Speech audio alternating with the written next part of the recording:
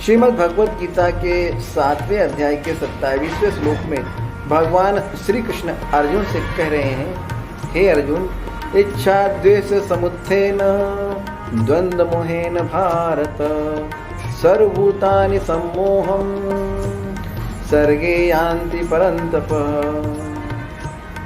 हे कृष्ण, अर्जुन भगवान श्री कृष्ण से पूछते हैं तो भगवान श्री कृष्ण अर्जुन को जवाब दे रहे हैं और कह रहे हैं कि हे अर्जुन, हे कौन्तेय है, हे भारत, हे परंतप, इस संसार में इच्छा और द्वेष आदमी को दुखी बना देता है और इच्छा और द्वेष के चलते व्यक्ति दुखों से घिर जाता है।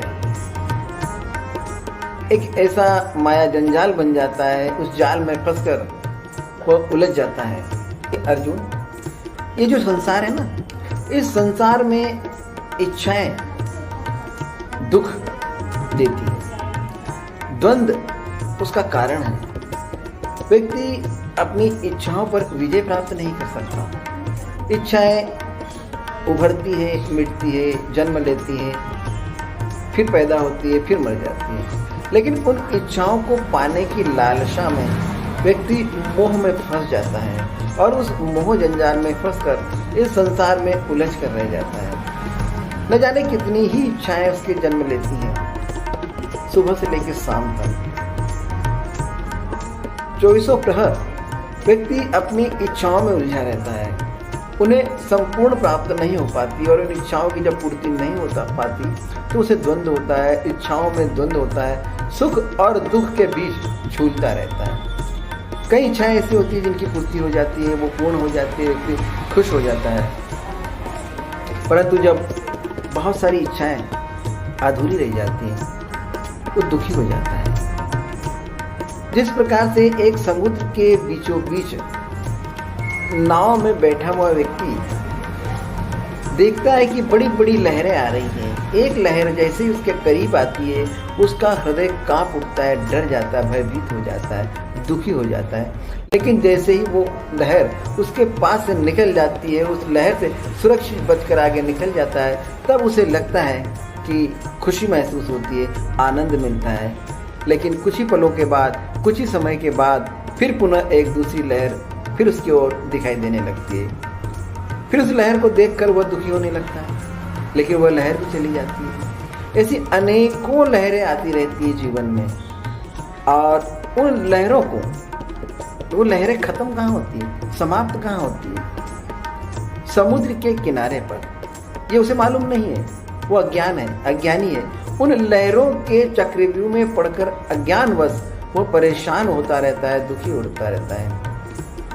लेकिन जब वो नाव धीरे धीरे समुद्र के किनारे पर पहुंचती है और जब किनारे पर आकर वो देखता है कि लहरें यहाँ समाप्त हो रही हैं और इन लहरों से मैं सुरक्षित बचकर किनारे पर पहुंच चुका हूँ।